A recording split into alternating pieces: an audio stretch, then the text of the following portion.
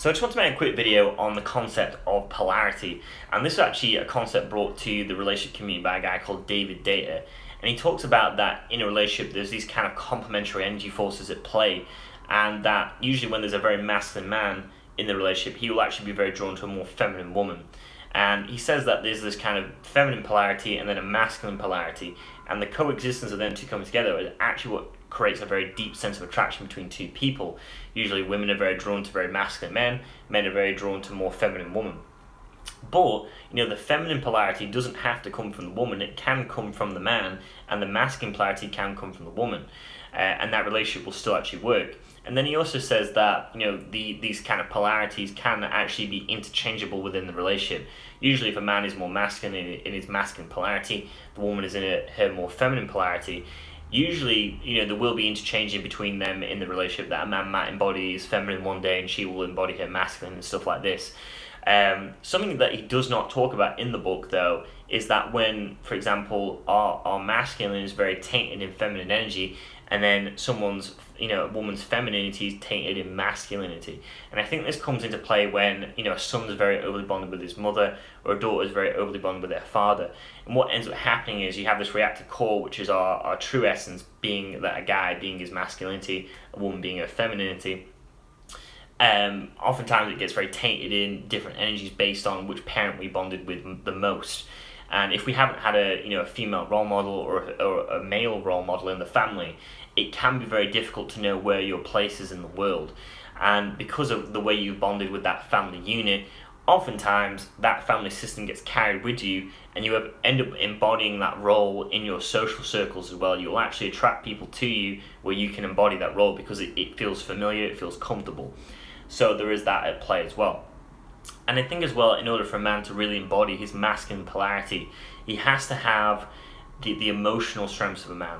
So again, I think a lot of guys, as guys, we really slip up here in the sense that what ends up a common mistake is that a guy will obsess over having a house, a car, finances, which are obviously very desirable things, but it isn't really the element of which creates a deep sense of attraction with a woman, and will obsess over the kind of the externals and just will rearrange the externals and stuff like this.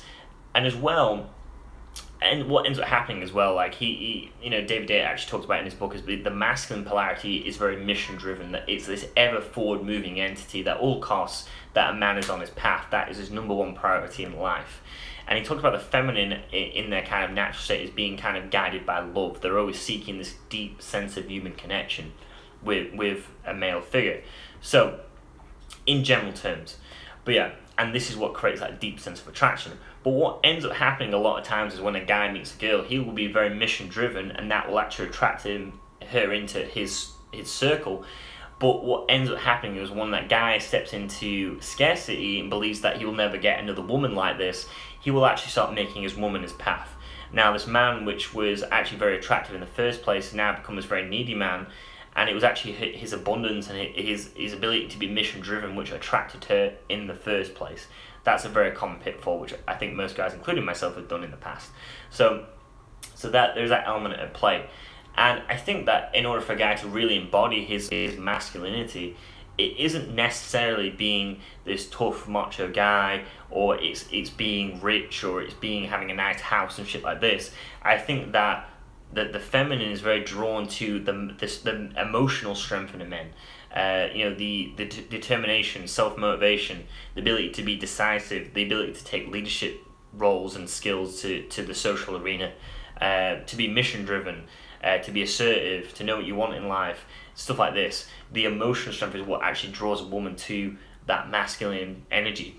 And the reason being is because, think about it in terms of evolutionary biology terms, they talk about this as having, when a man really embodies his masculine, is having a high survival and replication value. So a guy that, you notice that women are very drawn to very, socially confident men, decisive men, mission-driven men. The reason being is because if you think about evolutionary biology terms, if a man could protect her and her young, he was seen as a very high valuable man, while he would go off and hunt again on his mission, and then bring back resources and stuff like that and provide it to his family, he would be seen as a very high value man.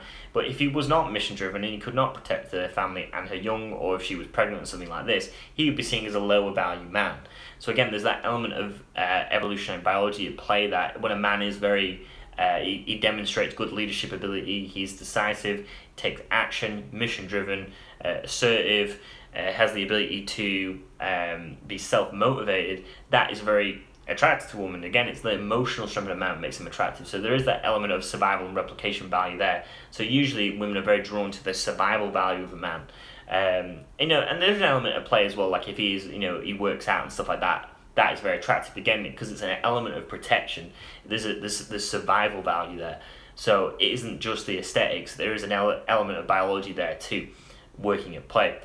So again, if a man embodies all them qualities, he will be in his masculine polarity and stuff like that. So, but there is an element that, like I said, there is a confusing element to it, because again, if you've been overly bonded with your mother, your masculinity is going to be very tainted in feminine energy, and if you're a daughter who's overly bonded with her father, you will have a very tainted masculine layer around your femininity. So again, it's about working through that, because I think as well that a lot of men are very attracted to the more feminine woman, and women are more attracted to more masculine men in general terms. So in order to increase that probability of dating someone you want to be with, if you really embody your own masculinity or your own femininity, you probably increase the chance of being with someone you really want to be with, and having that deep sense of bond, connection with someone else.